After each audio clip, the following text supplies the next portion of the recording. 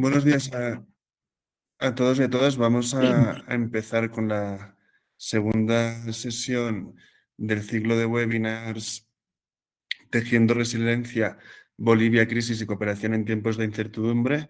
Quería empezar agradeciendo a todos vosotros vuestra participación y iremos empezando puntuales y a medida que se vayan uniendo más personas, pues se van conectando. Así premiamos la puntualidad que siempre digo. Hoy tenemos la oportunidad de contar con tres grandes profesionales que trabajan en tres organizaciones distintas de aquí en Bolivia. Por un lado, contamos con María Isabel Casiva Gaitán. Es una profesional argentina que desde hace más de 15 años trabaja en Bolivia en el ámbito de la educación y la cooperación al desarrollo, vinculada al Instituto Técnico CEFIM y a la Asociación Sendas. Buenos días, Pipa. Después tenemos al doctor Elmer Vega Salazar, que es Country Director, director de país de la Fundación de WAL en Bolivia. Buenos días, Elmer. Y Buenos días. finalmente tenemos también a Elena Copa Orellana, que es licenciada en Ciencias de la Educación y diplomada en Docencia Educativa e Investigación, y actualmente responsable del área pedagógica de la Fundación Pallire. Buenos días, Elena. Pero Elena, creo que tengo, no sé si tenéis los micros apagados, os voy a poner ahora, os activo el micrófono. Contaros a todos los asistentes que hoy vamos a intentar hacer un conversatorio entre todas las personas que estamos aquí. Intentaremos que sea lo más entretenido, bueno, no entretenido, pero más dialogante posible y que no os aburráis mucho. Y vosotros, los asistentes, no tenéis opción a cámara y a micrófono, si no lo activamos nosotros, así que podéis escribir en el chat si tenéis alguna pregunta y al final de todo os daremos paso para poder hablar. Y yo quería empezar saltándome un poquito el guión que habíamos establecido con las compañeros y las compañeras y os quería preguntar, antes de entrar en la materia de hoy, que es los efectos de la crisis en la infancia y cómo afecta en los ámbitos de la alimentación, la educación y el acceso a la salud. Me gustaría si podíais hacer brevemente, responder en 2 minutos cada una, cómo está afectando la situación actual a vuestra organización. Es decir, si podéis ver así un poco, contaros sobre toda la gente que nos escucha desde otros países que no son Bolivia, para que entiendan un poco cómo está la situación actual. Así que no sé, si quiere empezar alguien o vamos en el orden y empiezas Pipa, por ejemplo.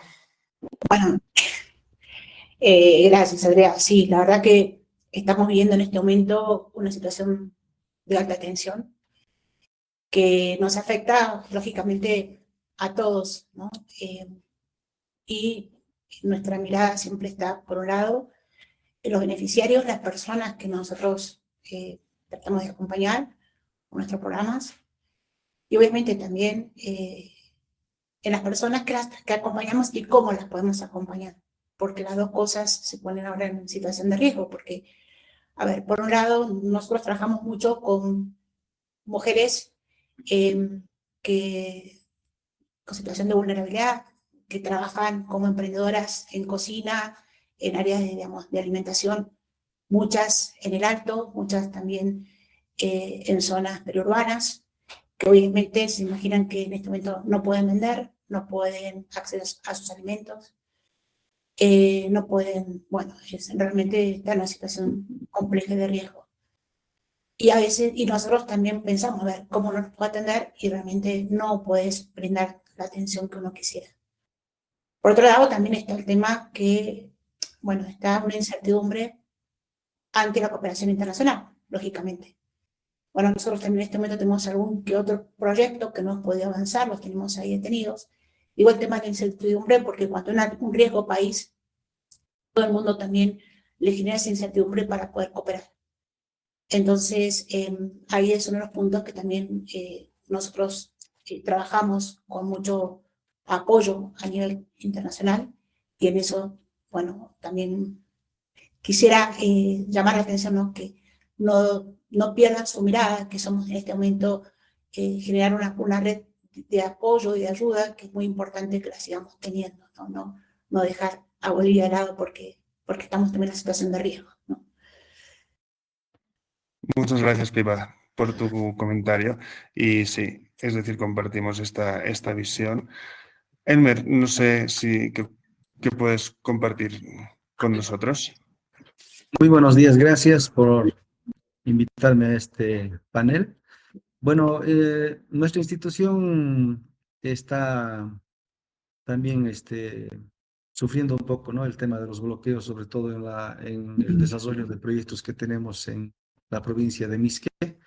No hemos podido desplazarnos porque está bloqueado toda la zona y eso también está afectando, ¿no? El desarrollo de algunas actividades que teníamos planificadas. Pero por otro lado, también la Fundación tiene actividades virtuales, como es la formación y capacitación de recurso humano. Eso no se ha visto tan afectado. Obviamente nos preocupa la situación, sobre todo de familias que están sufriendo, ¿no? En la zona de Cochabamba y también en la zona de La Paz por los bloqueos y esperamos que pronto pueda darse solución a este tema que afecta, ¿no? También la salud mental de la población con la que trabajamos. Gracias, Elmer. Y Elena, desde la Fundación Palliri. Bueno, como lo ha dicho Elmer, creo que personalmente vivimos una situación de zozobra, al menos mi persona, pero también nosotros como Fundación Palliri trabajamos más que todo con la población infantil, desde los 1 año hasta los 6 primero y con preadolescentes, ¿no? Hasta los 12, 16 años. Y este tiempo, bueno, no sé, quiero agradecer al equipo de educadoras que en este momento están presentes también dentro del webinar. Es un equipo que ha demostrado gran fortaleza porque viven a largas distancias donde están los bloqueos están masificados, como es en Cata. Parte de la carretera Viacha también está masificada los bloqueos, pero llegamos. ¿Por qué? Porque los niños no faltan. Nosotros brindamos una atención integral y al ser integral, pues damos alimentación, damos salud, brindamos también lo que es educación, ¿no? Y a distancia, lamentablemente, no podemos darlo porque la estimulación temprana es un poco más complicado de darlo en pantallas, por los celulares, por lo virtual. Entonces, estamos presencialmente y no sé cómo, yo veo vienen con cochecitos, ¿no? Con las carriolas, bicicletas, pero los niños llegan. Los niños llegan y estamos casi, te puedo decir, al 99% de nuestra población. Día a día me sorprende cómo van la afluencia de los niños, los papás, ¿no? Y cómo podemos cerrar. Está complicado, como damos alimentación, es complicado encontrar alimentos. Y si y encontramos, están elevadísimos los precios, pero también estamos consiguiendo para los niños, porque sabemos que en casa no van a tener esto y los papás también lo saben y por eso los traen, ¿no? Y estamos en este momento incluso trabajando con el área de odontología que está haciendo la revisión médica, bueno, odontológica a todos nuestros niños, fluorizando y también colocando selladores. Y la atención médica también, ¿no? Ahí estamos en revisión médica constante. Continuamos dentro de todo casi vía normal, creo que estamos en nuestra cápsula protegida dentro de nuestras áreas y continuamos aún. Los niños pienso que los padres de familia sienten esta situación, pero no queremos, al menos nosotros, no queremos darles esa instrucción a los niños también, porque los ponemos tristes. Entonces continuamos con todo. Mañana, por ejemplo, tenemos un festival por el Día de la Madre. El día de ayer teníamos una carrera pedestre por el Día de la Madre también, y había participación clave de las mamás.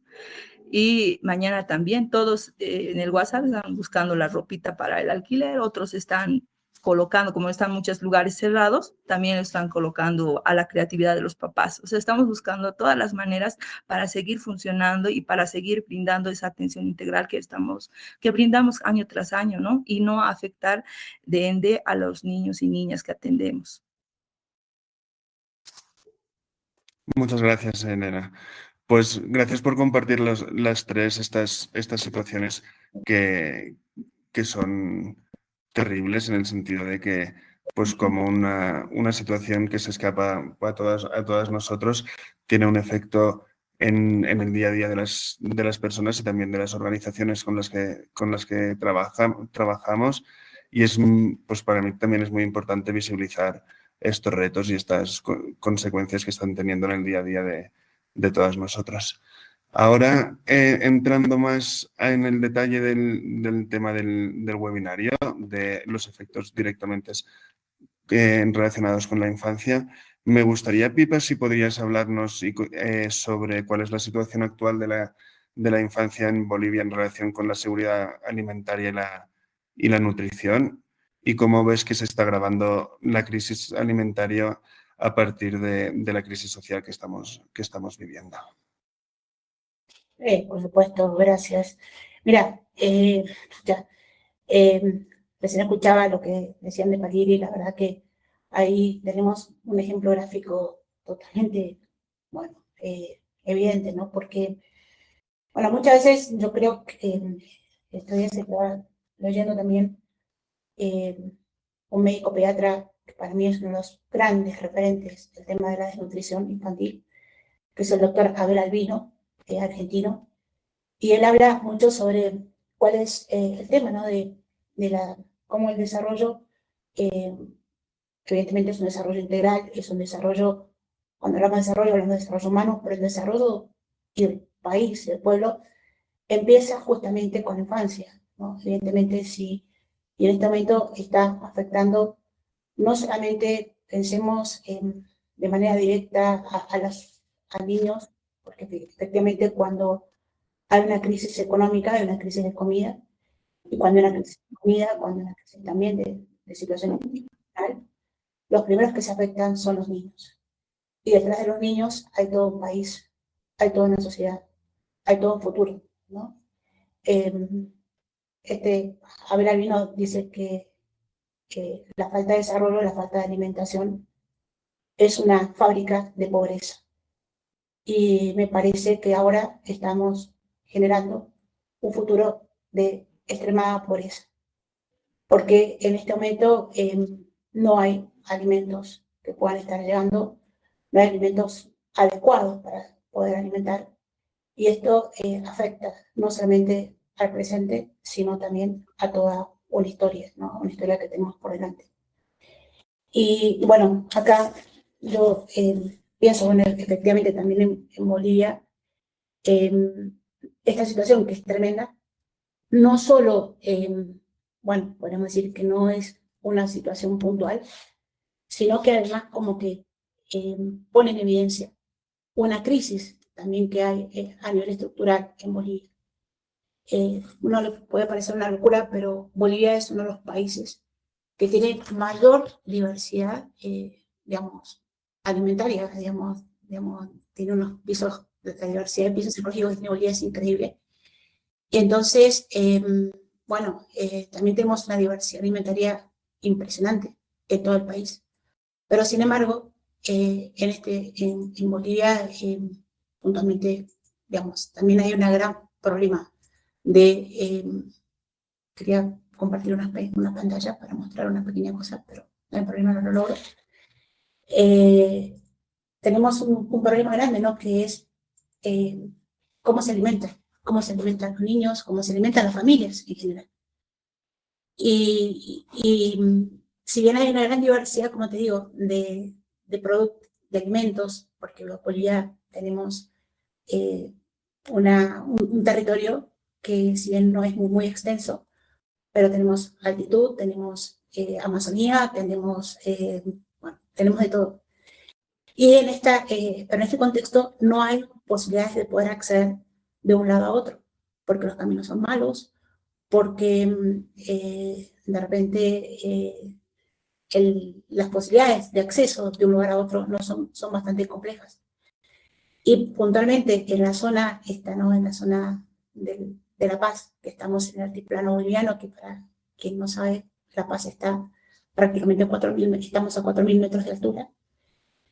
Aquí los alimentos que nuestra tierra nos da son tubérculos, son papas, son alimentos que, bueno, y en eso se basa la alimentación de una familia habitualmente.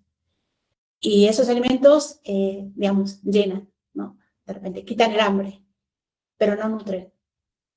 Y entonces, cuando un alimento no nutre, entonces no hay las capacidades que uno necesita, ¿no? De repente, proteicas, digamos, la alimentación no es adecuada para que se pueda generar un desarrollo integral en los niños, ¿no?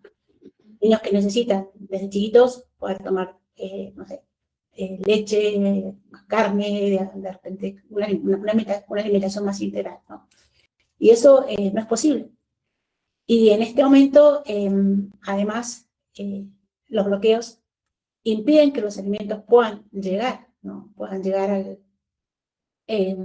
a la paz, ¿no? Porque la alimentación aquí se basa también mucho, se come mucho pollo, se come mucho, sobre todo esto, ¿no? Pollo, quesos, ¿no? Que en general vienen de otras zonas, vienen del oriente. Y aquí, bueno, no hay, entonces no hay. Y lo que hay es muy alto, es muy caro. Entonces eso hace que ya estemos pensando que niños que no están pudiendo alimentarse, ¿no? Esto es, como te digo, tiene una gran implicación actual, digamos, para este momento que estamos viendo, para el presente, pero lo tenemos que ver también como proyectado en el futuro, ¿no? Digamos, no da igual que un niño coma o no coma con una persona, no nos damos cuenta, ¿no? La trascendencia que esto puede tener. Y entonces esto es una llamada grande, ¿no? que tenemos que ver, ¿no? De repente, ok, son los bloqueos, es tremendo, pero bueno, también hay que trabajar mucho más de fondo. Tomar conciencia de que esto también implica un cambio de gestión, un cambio de cultura alimentaria, un cambio de priorizar, porque de repente se pone el foco en el problema político, pero no se pone el foco en el problema humano, en las personas que se están afectando de manera directa. Entonces, me parece importante, ¿no? Que pongamos el foco en esto, ¿no? En los niños, bueno, por supuesto, se hablaba, ¿no? de lo tremendo que es que no llegue el oxígeno a los hospitales, es tremendo, porque ha muerto gente porque no tiene la posibilidad de acceder al oxígeno. Pero no has puesto el foco también en esto, ¿no? En la alimentación. Que alimentos no hay, pero al mismo tiempo, bueno, ya lo haremos más adelante, pero también a veces no se sabe comer adecuadamente. Entonces, hay que encontrar también, que es otro tema, ¿no? No es solamente que el alimento esté, sino que además comer el alimento que es adecuado. Entonces, yo creo que estamos viendo una crisis tremenda y que nos tiene que llevar a pensar desafíos, ¿no? ¿Qué hacemos ante esto, ¿no? Uno, en forma habitual, en las zonas más rurales, se alimentan con, bueno, el alimento propio, decíamos recién que son las papas, los tubérculos. Existen otros alimentos que son buenísimos, pero no se aplican, no se usan. No se usa la quinoa, no se usa la cañagua, no se usa el tarwi. Alimentos que pueden ser realmente incluso el reemplazo de otras, bueno, digamos, que tienen gran potencial nutricional, pero no se conocen en la dieta diaria, ¿no? E incluso a veces se producen, pero se producen para vender. Yo me acuerdo hace unos años atrás, y esto ya yendo más allá de la crisis, como para ver que es un tema de educación, tuvimos el Año Internacional de la Quinoa, y en ese Año Internacional de la Quinoa, donde se hizo gran promoción de la quinoa no se vendía aquí en Bolivia, o era muy alto el precio. Y la quinoa es un alimento riquísimo. Entonces, ver que de repente la crisis nos tiene que ayudar a pensar, pongamos el foco en lo humano, pongamos el foco en las personas, pongamos el foco en los niños, en aprender a alimentar adecuadamente, ¿no? A que la alimentación llegue bien. Que la alimentación sea excesivamente alta, digamos, no se puede, ¿no? No se puede. Las familias no tienen para poder comer. Bueno, Elmer y Elena están levantando la mano, así que creo que está bueno que, no sé, seguro que van a comentar algo de todo esto. Yo no he levantado la mano. A ver. Perdón. No, creo que no levanté la mano. Perdón. ¿Sí? Sí, debe ser. No. No, creo que no, pero igualmente sí que es interesante cómo comentas la situación y sobre todo el significado y el resignificado de la alimentación, ¿no? Es decir, cómo también hay ciertos alimentos aquí en Bolivia y en el altiplano que podrían cubrir ciertas deficiencias alimentarias y no se están utilizando. Sí, Sí. sí. Ese es uno de los grandes problemas, estimo yo, que es del tiempo que estamos viendo también. A ver, ¿qué pasa? ¿Qué pasa con la nutrición? De repente la nutrición se restringe a pocos alimentos. Y bueno, no nos damos cuenta que que se trata también, de aprender a generar una cultura nueva, una cultura, quería acá justo, mira, hay nada más que para ver unas ideas. Este es una escena, justamente en un programa que tenemos. Es una pequeña imagen de un rato, perdón, se me ha ido la pantalla, de un ratito de descanso de las señoras que están trabajando en el altiplano, ¿no? Los niños ahí cercanos. Y esta es la alimentación en el momento de trabajo, ¿no? ¿Qué vemos acá? Papitas, unas habas secas, de repente, tubérculos, ¿no? Los niños se alimentan así. Porque esto es lo que se cultiva, esto es lo que hay. Atrás vemos unas carpas, ¿no? Unas carpas solares que se han hecho gracias al apoyo de la cooperación. Es algo que, se ha aprendido también a trabajar esto en carpas y se ha podido favorecer. Pero esa comida que está ahí en las carpas, ¿no? Verduras, no está al acceso de la gente. ¿Por qué? Porque lo ven como una manera, digamos, no se conoce, no se vive esto, ¿no? Entonces, generar también un cambio, ¿no? en los procesos de alimentación, también creo que es algo muy importante aquí.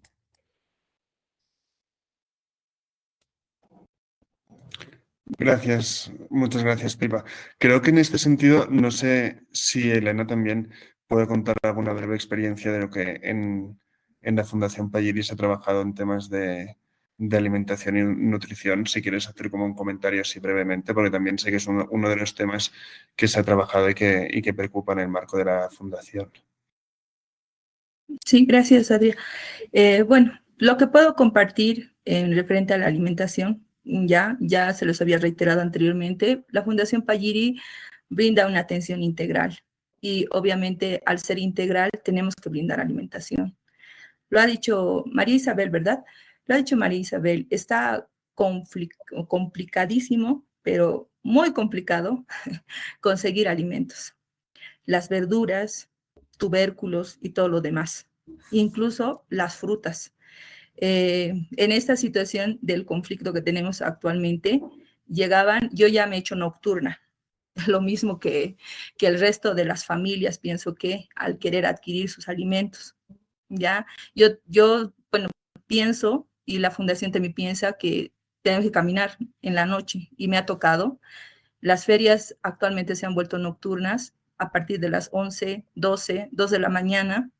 Ahí he visto realmente que podemos encontrar desde carnes, verduras, pero a un precio elevado, pero encuentras, ya buscando. ¿Por qué? Y hemos tenido que cambiar. Nosotros trabajamos con una nutricionista y pues la nutricionista pues no ha pensado que iba a pasar todas estas cosas y yo he tenido que hablar con ella y que ponga de acuerdo a los alimentos que nosotros hemos encontrado. A un principio yo veía en la imagen, yo también provengo de una cultura aymara y he visto que es aptapi. Y es cierto, muchas veces la gente come todo lo que produce, que es en el altiplano, más que todo en el pueblo donde yo nací, pues se produce más que todo y se cosecha la papa. La papa, la oca, la haba y el queso, porque viene también de los animales, hay ovejas, hay ganado, entonces se puede consumir así y cada gente comparte, ¿no? Entonces veía yo el aptapi de la hora del descanso. ¿sí? Y es, también lo decía Marisabel, está complicado en conseguir. ¿Por qué no comen los niños? Nos ha conflictuado bastante, ¿no? Tenemos los cereales, somos productores de cereales, por ejemplo, de quinoa, de amaranto, de cañagua, de cebada, de los pitos diferentes que hay dentro de Bolivia, el Alto, pero no, los niños no están habituados a consumir. Y eso hemos visto desde antes, ¿no? Actualmente nuestro menú tiene todos esos cereales, pero nos cuesta a un principio cuando los niños son tal vez ingresando su primer año, nos cuesta hacerles consumir, porque ¿cuál es lo común en la casa? En el alcance es cocoa, té, leche muy pocas veces, porque también actualmente ha subido bastante. Luego, ¿qué es? Un té con un pan, ¿no? El pan no tiene nada de aderezo ni nada. O sea, ¿a qué me refiero? No tiene mantequilla, no tiene queso, como finalmente tal vez algunos pueden hacer, un jugo, no existe. Solamente es eso. Anteriormente yo veía que hasta no tenía sabor. Por ejemplo, hacían hervir lo que es una roquita o una piedra. Se llama té de piedra. Y lo colocaban al fogón. Y al estar muy caliente, lo colocabas en el agua hirviendo y daba un color. Y eso es lo que consumíamos. Y en vez de pan, porque no había muchas veces, era lo que producían, que generalmente era la papa o el choclo en este caso, ¿no? Y esa es la parte. A la fundación, por ejemplo, en estos 25 años que yo llevo trabajando ahí, ha costado mucho habituar a las familias que puedan consumir este tipo de alimentos que son saludables y demás, porque teniendo en casa no lo conocen, no lo han comido, porque también es muy complicado, prefieren las familias vender estos productos a consumirlos ellos mismos, ¿no? Eso podría aportar en cuestión, digamos, de la nutrición. Muchas gracias, Elena. Pipa, no sé si quieres añadir algo. No, que espectacular, porque, digamos, la verdad que lo que has dicho es efectivamente lo que se ve, lo que se vive, ¿no? Entonces, ahí estaría justamente, bueno, la tarea, ¿no? De revalorizar todo esto, ¿no? Que no es que no existan los alimentos, no los conocemos. En gran parte, obviamente, también en este momento está el gran problema del acceso a ellos, ¿no? Pero Sí. no se conoce. Exacto. Sí, exactamente. Vale, muchísimas gracias. Y vamos ahora a cambiar de esfera, de dimensión de la adolescencia, y le daremos paso a Elmer para que nos hable de las barreras en el acceso a la salud que están encontrando ahora las familias, tanto en el caso de embarazadas, pero también en el caso de la primera infancia, como una crisis como la que estamos viviendo tiene un efecto en el ámbito de la salud. Muchas gracias. Antes de responder la pregunta, me gustaría complementar también que la Fundación de Val trabaja con una estrategia comunicacional que indica que el embarazo debe durar 12 meses. 3 meses antes, la pareja debe, cuando decide tener un hijo, debe prepararse y planificar ese embarazo, asistir a una consulta preconcepcional. Y ahí entra una estrategia comunicacional que es el ABCD prenatal. Y la A significa alimentarse bien, porque la desnutrición de la mujer embarazada puede llevar a un retraso en el crecimiento del bebé y causar diversas discapacidades. Entonces, un bebé con bajo peso se puede ocasionar también abortos y la muerte del bebé dentro del útero, ¿no? Y nosotros como organización también promovemos lo que no debe comer, por ejemplo, una embarazada. Aspectos que no son tomados en cuenta muchas veces en la consulta prenatal, donde sí nos dicen qué debe comer la mujer embarazada. Por ejemplo, en el tema específico de la mujer embarazada, ¿qué es lo que no debe comer, por ejemplo? Son pescados grandes que pueden tener mercurio. O, por ejemplo, no consumir leche fresca si no está, digamos, hervida. o las frutas lavadas, ¿no? Entonces hay aspectos también que se pueden trabajar respecto a la higiene. Y ya volviendo a la pregunta que me hacías, Adrián, creo cuando hablamos de barreras no solamente debemos hablar de barreras de acceso como son la infraestructura o la presencia de servicios de salud. Estos aspectos han sido ya mejorados en los últimos años, aunque aún falta trabajar mucho. También debemos hablar de barreras emocionales, culturales, económicas y territoriales. Actualmente, todavía en Bolivia y en contextos periurbanos, vemos barreras muy concretas, por ejemplo, como la distancia geográfica, ¿no? En muchos lugares todavía hay gente que no consigue el transporte a diario, tienen que caminar, o si hay transportes son también, tienen costos elevados. Los horarios de atención siguen teniendo, ¿no? Un horario de 8 a 12, de 2 a 6, no hay horarios de atención en la noche que podrían acomodar a la gente para ir, por ejemplo, a hacer un control prenatal o la estigmatización especialmente de adolescentes, ¿no? Que quieren acudir al servicio de salud, pero por el tema de la comunidad que los va a criticar, tienen miedo y vergüenza de asistir. También existen familias que llegan tarde a los servicios porque no identifican las señales de peligro, porque tal vez los servicios no están haciendo la tarea de informar, educar y comunicar sobre esos temas. Y en algunas familias también actualmente están normalizando algunos aspectos como el embarazo en adolescente, la anemia materna o ciertas condiciones de riesgo en la primera infancia, ¿no? Y esto también se traza lo que es la atención oportuna, y no han sido incorporadas todavía en el comportamiento cotidiano de estas familias, ¿no? Otro aspecto importante que hay que tomar en cuenta también es la fragmentación en el trabajo entre la salud, educación y comunidad.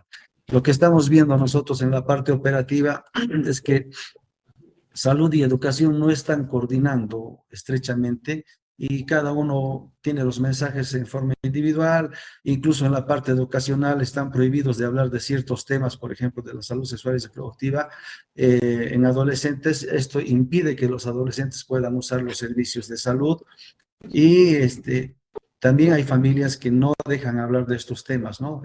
Todavía están con el tema de que les van a abrir los ojos a nuestros hijos sobre estos temas.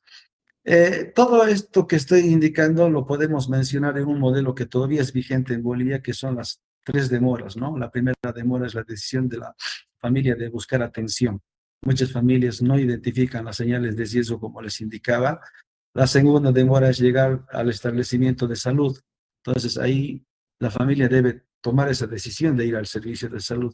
Y la tercera demora es la que ocurre dentro del propio sistema de salud, ¿no? O sea, que los horarios no son flexibles, el personal no está muchas veces en el servicio. Esto hablando sobre todo del área rural y periurbana. Eso es lo que podría comentar por ahora respecto a las barreras, Adrián. Muchísimas gracias, Elmer. Es muy interesante ver, bueno, desde mi punto de vista, que no conozco tanto la realidad boliviana como vosotros, estas diferentes casuísticas, ¿no? Lo que hablabas también de las 3 demoras diferentes, las de 3 tipos, es interesante entender cómo funciona y aparte, es decir, en una situación como la actual, ¿no? Que aparte, pues con todos los bloqueos es mucho más difícil el transporte, acceder a los centros de salud es muy difícil. También entiendo que allí escasez de ciertos medicamentos. Eso no sé si vosotros, Elmer, habéis detectado algún tipo de escasez de medicamentos o de oxígeno, por ejemplo, aquí en el Alto, que a veces es necesario. Bueno, en la zona donde estamos trabajando actualmente, sí está habiendo la falta, digamos, de alimentos, ¿no? Por el tema de los bloqueos. No están dejando salir los productos de de las zonas productoras hacia la ciudad y tampoco están permitiendo el ingreso, ¿no? De camiones que llevan, no sé, por ejemplo, los carbohidratos, ¿no? Macarrones, azúcar, fideos, esas cosas. Entonces, sí, en esa parte, en un sector, sobre todo en la parte del cono sur cochabambino y el trópico, está sufriendo, ¿no? Ese bloqueo. Después en el tema de medicamentos no hemos visto, no estamos muy cercanos a eso porque nosotros en realidad no prestamos servicios en los puestos de salud, sino que lo que más trabajamos son en el tema de formación y capacitación de recursos humanos. De acuerdo, gracias. Gracias, Elmer. Ahora, por último, queríamos hablar también de otra esfera que afecta mucho a la adolescencia y es primordial, que es la educativa. Y aquí queríamos hablar con Elena y que nos cuente cuáles son las principales dificultades educativas que enfrentan actualmente los niños, niñas y adolescentes en el Alto y en otros contextos vulnerables en general y más en este momento concreto de crisis. Elena, si quieres comparto yo tu presentación y me vas diciendo... Vale.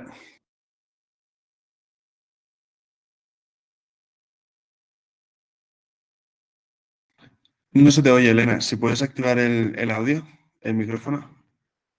Ay, perdón. Ahora sí.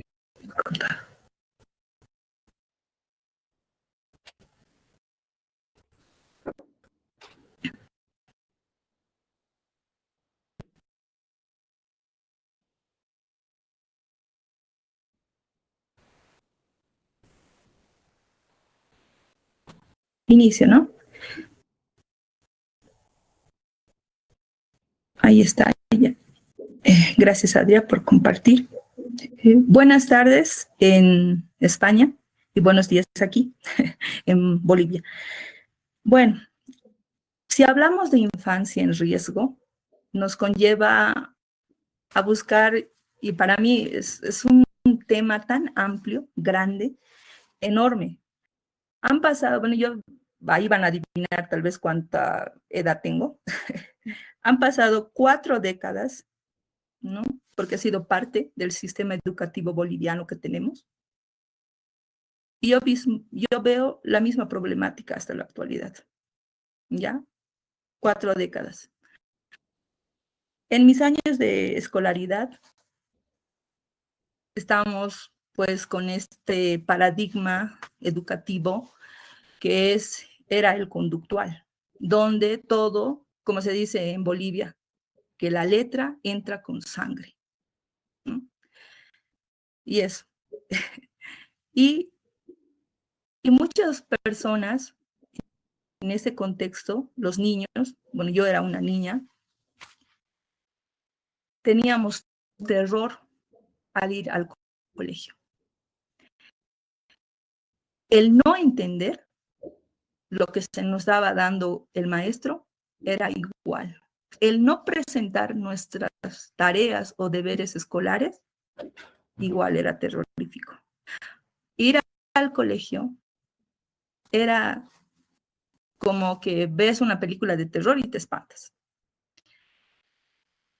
Y después evolucionamos un poco y entramos a otro paradigma que era el constructivismo, donde ya podíamos tal vez levantar la mano y opinar. Muchos no salían del primer contexto aún, ¿no? De ese modelo tan vertical. Y todavía había un poco de falencias. Algunos maestros no se lo tomaban en hecho y no nos dejaban opinar. Muchos nos seguían golpeando. Y posteriormente vi la actual ley que tenemos, la 070, ¿ya? Que ya fue otra cosa. O sea, no molesten, no hagan sus tareas si no quieren, pueden pasar de curso. Si es que no saben algo o no han entendido, no interesa, porque igual vas a pasar al siguiente año, porque si no, es un tipo de violencia y eso. Ya. En todas estas 4 décadas he visto que la educación sigue siendo copiar, copiar y copiar. Te dan, el maestro escribe en la pizarra todo lo que tiene que escribir de acuerdo al tema, de acuerdo a la materia, lo copias en un borrador, llegas a casa, tienes que copiarlo en limpio, se llama aquí, ¿no? Otra vez. ¿Y cuántos de nosotros yo tengo, creo, ampollas y callos por tanto escribir, por tanto copiar? Nos daban libros enteros. Y en la actualidad, en la situación que estamos en este momento, las clases son virtuales. Y muchas familias de las que tenemos no acceden. Por ende, están asistiendo a la institución y están pasando las clases ahí. Pero he visto también que necesitan un monitoreo, estar presentes ahí. Y muchos papás no pueden estar presentes. ¿Por qué? Porque deben ir a buscar alimento o medios económicos para seguir trayendo alimentación a la casa. Y ese es el problema. Y siguen dando. Actualmente se ha masificado las tareas. En estas 2 semanas o 3, casi un mes estamos virtuales y continuamos copiando y realizando tareas y deberes, que es más forzoso para los papás. Yo creo que los niños deben tener así, lapidados sus tareas, porque están mandando dibujos, están mandando...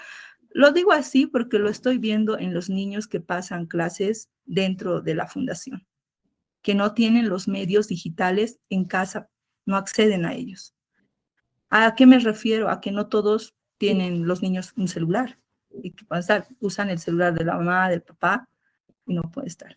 Pero la copia sigue siendo la misma. Ahora, ¿esto cómo se confunde? Y les comparto una experiencia. Yo recién titulada del área pedagógica, porque anteriormente estaba en el área de salud y como toda profesional nueva, tenía muchos sueños, muchos anhelos, quería cambiar todo, quería cambiar la forma de educar porque lo he vivido en carne propia. Y voy y me tocó trabajar con adolescentes y con niños, yo de pedagoga ahí. Y era un requisito en esta institución que te den las libretas de notas que tenemos trimestralmente. Y ahí veía muchos rojos, se llama aquí, ¿no? En Bolivia. En España posiblemente sea un C o un D, pero aquí era en rojo la nota de 36, de 40, bueno, 40 todavía era un poco mejor, de 20 y tantos y así. Y estaba todo en rojo esa libreta. Bueno, me fui a la unidad educativa con la libreta en mano y era una niña, ¿no? Y consulté, ¿qué pasa con esta niña que tiene tantas bajas notas? Casi está mal en todas las materias, va a perder el año, porque en ese tiempo sí se podía perder el año. Va a perder el año, ¿qué podemos hacer? Le consulté a la maestra y me dicen, no, que ella siempre está distraída, que no trae sus tareas, no presenta, aparte el hecho de llamar no sé cuántas veces a los padres y no viene, y no, totalmente está descuidada esta niña, me dice así. Uy, y ya yo me pongo, ¿no?, a hablar con la niña, ¿qué pasa? ¿Por qué no presentas tus tareas? Y la verdad era que no tenía materiales. No tenía ni un lápiz, tenía un cuaderno, una carpeta que estaba totalmente las hojas acabadas y demás, ¿no? Y las pondría a contar más y eso me choqueó como una primera experiencia que tuve. Con razón no atiende, con razón está distraída.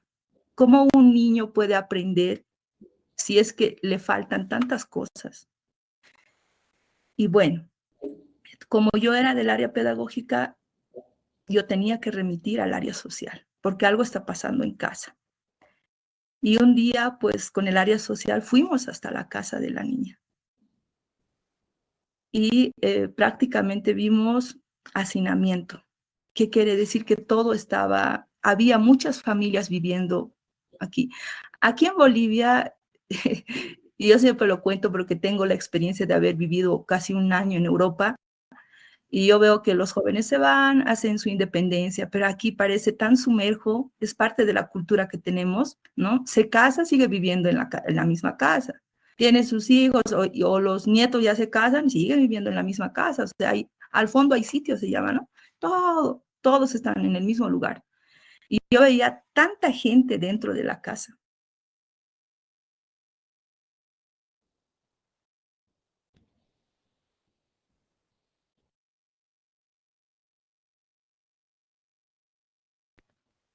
Parece que Elena se fue.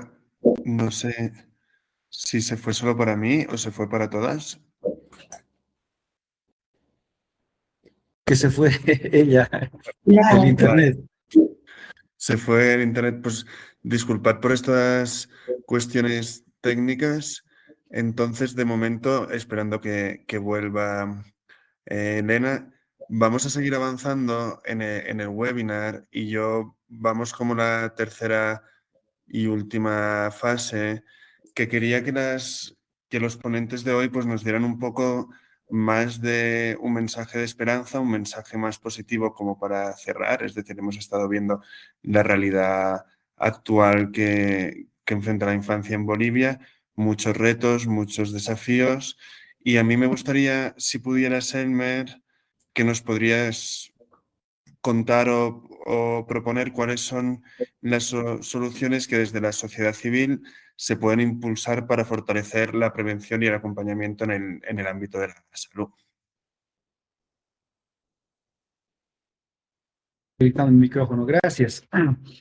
Bueno, nosotros desde la Fundación de Vale entendemos que la prevención debe comenzar antes de la concepción, ¿no? Como hace un momento les compartía, el embarazo debe durar 12 meses, al menos 3 meses antes la pareja debe ir a una consejería preconcepcional donde pueden identificar factores de riesgo, tanto en varones como en mujeres. Y esto incluye también, ¿no?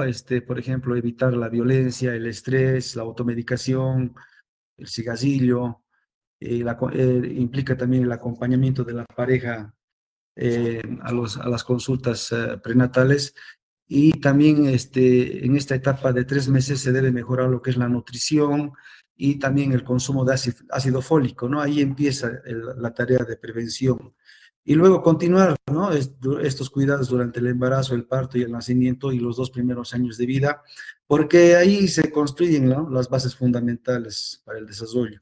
Entonces, el enfoque de la Fundación de Val es que se deben crear ambientes seguros y antes de y durante y después del embarazo e identificar estos factores que pueden afectar negativamente al crecimiento y desarrollo del bebé.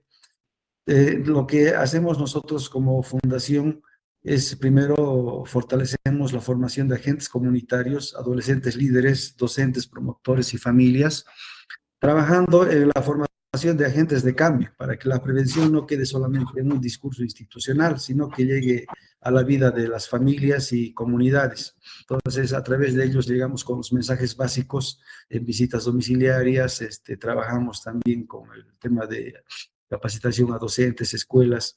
Entonces, yo creo que este trabajo solamente una institución puede desarrollar. Entonces, por lo que también nosotros proponemos que se deben formar redes institucionales que estén ligadas también a las comunidades, porque uno solo no puede dar respuesta a las problemáticas que tiene actualmente en nuestro país y específicamente en los temas que estamos conversando.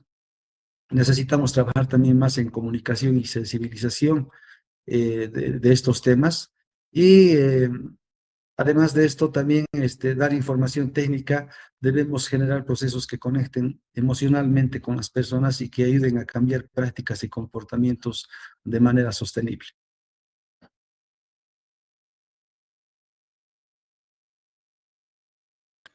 Muchas Eso gracias, sería. Elmer. Muchísimas gracias por tus aportaciones. Elena, disculpa que mientras se ha caído la red hemos seguido y le estaba haciendo una pregunta a Elmer en el sentido de que aportaciones en sentido positivo se podían hacer como para, sí, para fortalecer la prevención en el ámbito de la salud. Entonces, te devuelvo la palabra a ti. Te pediría si pudieses ir acabando la aportación, la presentación que estabas haciendo y si podrías responder cuando estés finalizando la siguiente pregunta, que es cómo desde la experiencia de Payiri piensas que desde las respuestas comunitarias se puede ayudar a sostener la educación en tiempos de crisis.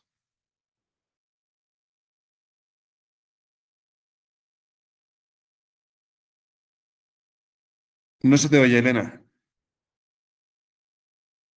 Hay que activar el micrófono.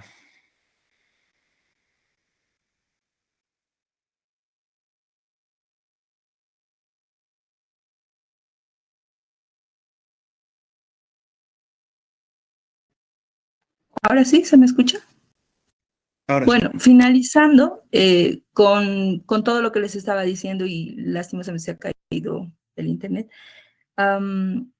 era que para llegar a una conclusión, que la educación, para que sea realmente educación como tal, debe ser integral.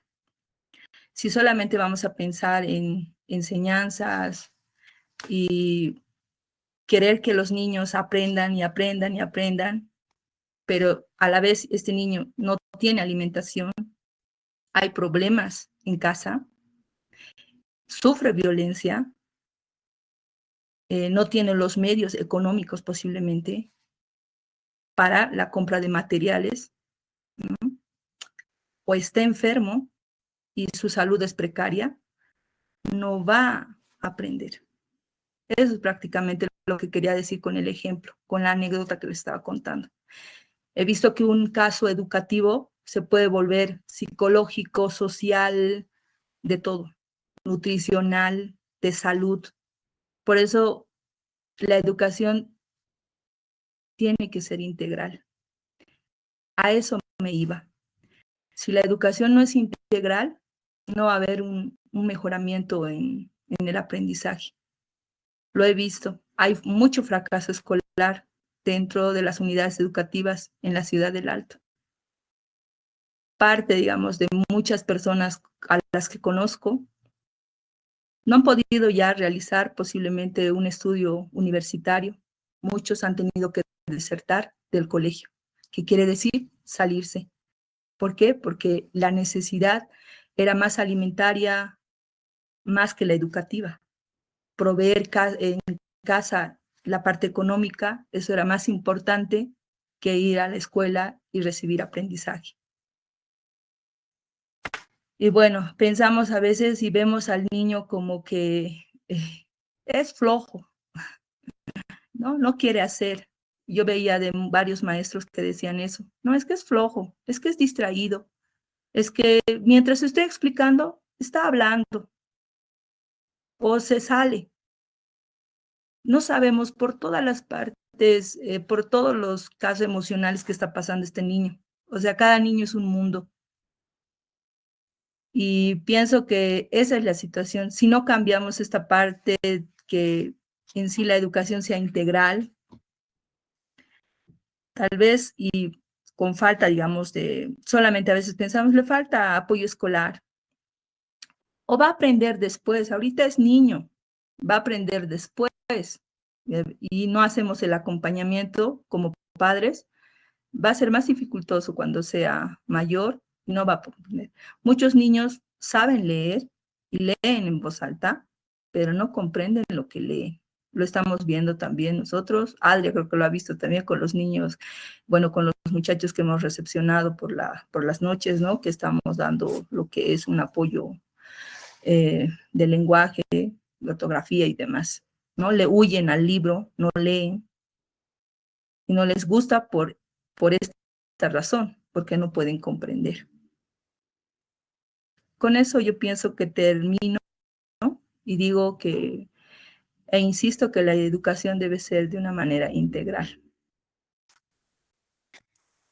Muchas gracias, Elena. Y a colación de lo que decíais, tanto tú como Elmer, ¿no? Que es necesario trabajar en red, es necesario tejer alianzas, es necesario una educación integral. Para tener educación integral no solo hay que estar dentro de los centros educativos, hay que tener contacto con las entidades que trabajan en salud, hay que tener contacto con las entidades que trabajan en alimentación. Pues desde aquí, y para ir acabando con la ponencia, María Isabel, sí te quería preguntar que desde la sociedad civil, desde las organizaciones que trabajamos fuera del gobierno, ¿cuáles crees que son las respuestas posibles para paliar la crisis alimentaria que vive hoy Bolivia y sobre todo en relación con la infancia?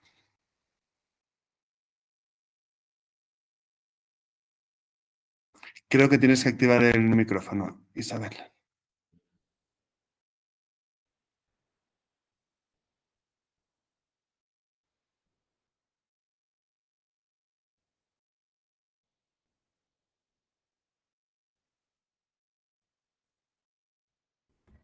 Listo. Bueno, sí. Me preguntabas desde el punto de vista cuál es lo que tenemos nosotros que hacer. Bueno, yo creo que hay algo que es fundamental, ¿no? Que es el tema en cuanto a la alimentación, en cuanto a todas estas situaciones. Me parece que el foco hay que ponerlo mucho en las familias. Y acá creo que vamos a estar todos de acuerdo que en el seno de la familia donde se trabaja el tema de la educación, de la alimentación, de la salud, del bienestar, ¿no? Como decía al inicio, de repente el desarrollo, que también un tema, en este momento estamos viviendo un foco, poniendo el foco en un tema político. Evidentemente, detrás hay un tema social. Y yo creo que, a ver, nosotros también, desde lo que nosotros hacemos como Asociación Sendas y lo que también trabajamos mucho con Badiri, trabajamos proyectos juntos, tenemos muy clara esta idea, ¿no? Evidentemente que sin educación no se puede llegar a ningún sitio, ¿no? Y si hablamos del tema de la alimentación, creo que la base está en la educación alimentaria también, ¿no? La educación alimentaria que, por supuesto, está en enseñar a los chicos a comer desde chiquititos, pero también está en llegar a las familias y ver qué alimentos se están dando desde las familias. Nosotros, que una vez trabajamos nosotros bastante, nosotros trabajamos con mujeres y se trabaja esto, ¿no? El tema de la alimentación que se da, la alimentación que dan las mujeres, ¿no? Promover alimentación sana, promover una alimentación integral, promover también hábitos donde también se integre obviamente el tema de la salud, porque la alimentación está de la mano de la salud alimentaria, de saber cuál es lo que nosotros podemos hacer como organizaciones. Primero, unirnos, ¿no? Yo creo que hay un tema importante que es, en Bolivia hay muchas organizaciones que están haciendo un gran bien. Estamos intentando dar de parte nuestra un gran apoyo a la sociedad civil, pero tenemos que unirnos porque si no trabajamos en red, difícilmente, digamos, el trabajo en red, el trabajo unido va a ser un trabajo mucho más eficaz. Establecer cuáles son los objetivos propios que tenemos para poder hacer este cambio también en la comunidad, ¿no? Creo que uno de los grandes problemas que tenemos aquí es el tema de la comunicación. Bolivia tiene un tema muy importante dentro del tema comunicacional, no solo porque en el país se hablan distintos idiomas, sino porque también conviven una diversidad muy grande, ¿no? de modos de ser, de culturas, de identidad, una identidad diversa, es un país que es muy diverso. Entonces, las asociaciones nos tenemos que unir para poder facilitar esa comunicación entre unos y otros, ¿no? Y en esa comunicación también fortalecer, digamos, la comunicación de la integridad, digamos, la alimentación, la educación, la salud, ¿no? Que creo que son tres ejes fundamentales de todo. Hablábamos en un momento también con la preocupación de el abandono, que digamos, hay distintos modelos educativos que coexisten dentro de la Bolivia, ¿no? Hay chicos que, digamos, hay un gran analfabetismo funcional o lo que sea, bueno, pero ahí se trata también de unirnos para que no haya esa diversidad también, esos grandes, muchos de los conflictos se dan por las distintas formas, ¿no? de encarar el tema educativo, como también el tema alimentario, ¿no? Entonces yo creo que uno es unirnos, otro es llegar a las familias de una manera mucho más integral, donde se priorice la educación alimentaria, la educación, también la educación en hábitos de unidad familiar, la educación en la comunicación, familias que estén unidas, donde realmente se vuelva a vivir estilos de familia que integren, ¿no? Como comer en familia, ¿no? Creo que eso es un hábito importantísimo para la seguridad alimentaria. comer en familia y cocinar en familia, recuperar hábitos de tradición familiar. Bolivia tiene comidas muy bonitas, muy interesantes, y es una fiesta para las familias unirse para cocinar. Entonces, eso es una actividad que se puede volver a recuperar y que nos une como pueblo. No solamente comer de repente a la rápida, sino comer en familia, encontrarnos y hablar en familia, conversar en familia, ¿no? Cocinar en familia, ¿no? Volver a recuperar la familia. Volver a recuperar también las tradiciones que se viven a nivel comunitario. De repente yo te doy, tú me das, ¿no? El dar y recibir de una manera amable. Las buenas maneras para poder comunicarnos. Y después también, algo que se ha hecho también en la cooperación es a nivel de alimentación y que es muy bueno.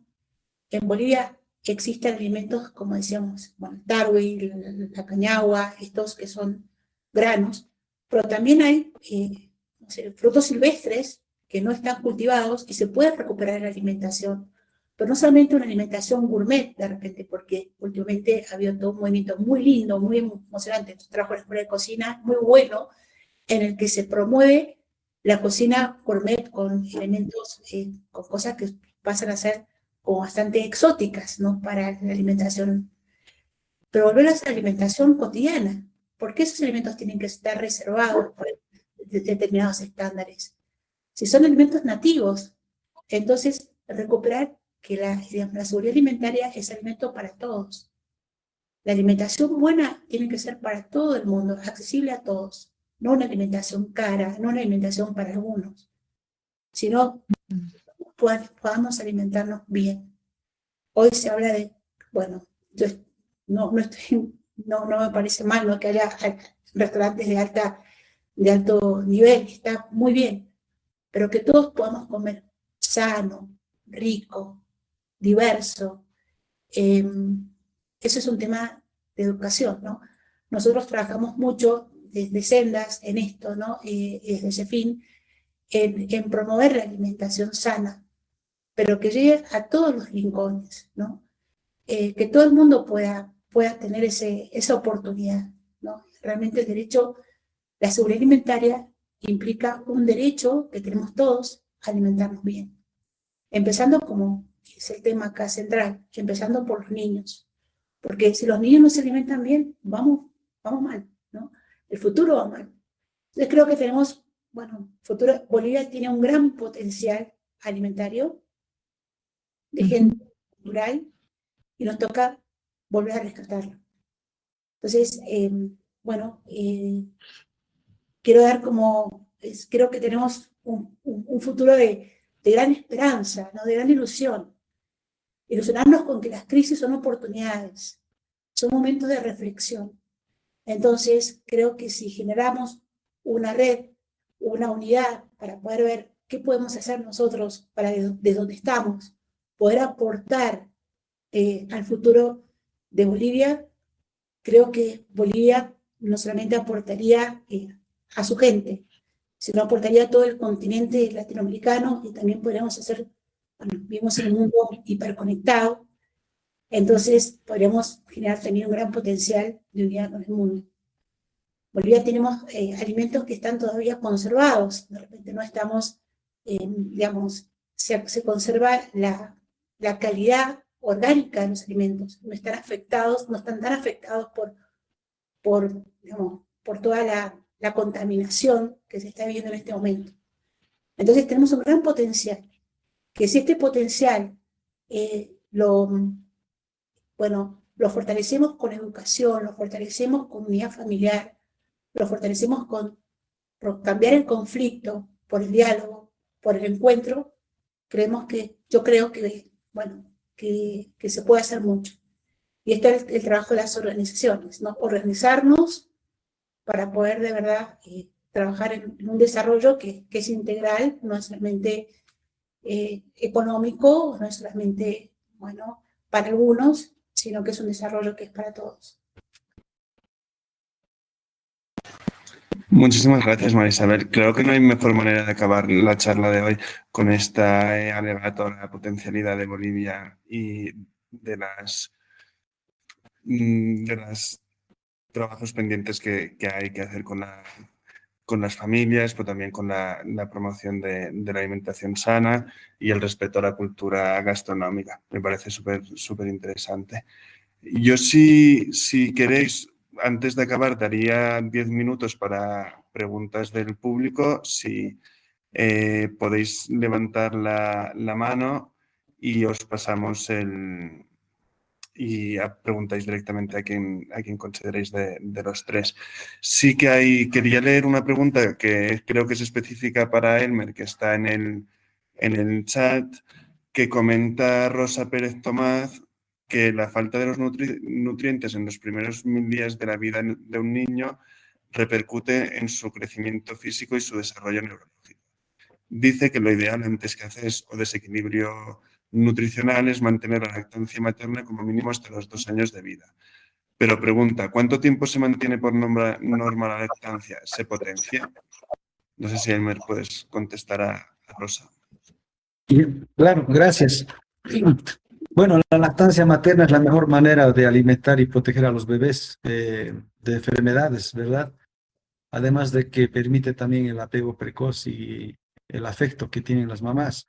De acuerdo a la recomendación de la Organización Mundial de la Salud, la lactancia durante los primeros 6 meses de vida es exclusiva. Acá no debemos dar agua, no se debe dar medicamentos, salvo indicación médica o alguna otra infusión. Y a partir de los 6 meses sí se inicia la alimentación complementaria, ¿no? De acuerdo a edades hay de 6 a 8 meses, de 8 meses para adelante. Y sí es recomendable la lactancia hasta los 2 años o más, según el deseo de la madre y el niño. Es decir, sí se potencia, sí se recomienda potenciar y mantener la lactancia después del primer año, porque sigue aportando nutrientes, energía, anticuerpos, hay un beneficio para el neurodesarrollo del bebé y se potencia también el vínculo afectivo y la regulación emocional. Entonces, y se dice que incluso después de los 24 meses sigue siendo beneficiosa la lactancia. Gracias. Gracias, Elmer. Ahora hay 2 manos levantadas, la de Silvia y Joel Franco. Voy a dar paso a Silvia.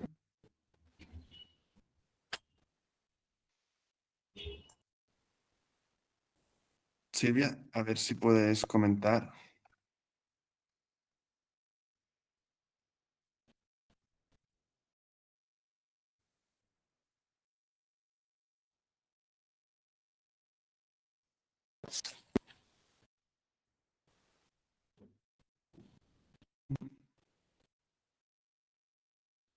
No sé si puede, y si no, le paso el turno a Joel Franco, que teníais la mano levantada desde hace un rato.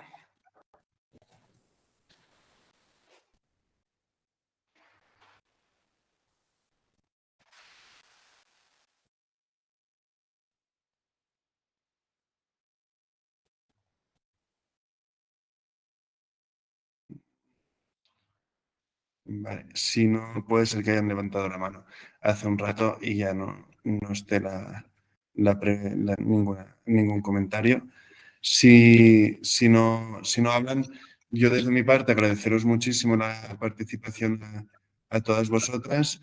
Comentar que hemos tenido un problema logístico, que no esperábamos en ningún momento llegar a los 100 asistentes y creo que 2 o 3 personas se han quedado fuera, era el tope, no teníamos esta expectativa. Disculpad a las personas que se hayan quedado fuera o hayan tenido que entrar más tarde. Agradecer muchísimo tanto a María Isabel como a Elmer y a Elena su presencia y comentaros que el próximo jueves, día 4, tendremos la tercera sesión del webinario donde hablaremos de historias de resiliencia y contaremos con otras organizaciones aliadas de Payiri, en este caso con Remar Bolivia, Chibuchies Bolivia y el coordinador de un proyecto que se llama La Escuelita de la Vida, que os comentaremos la semana que viene.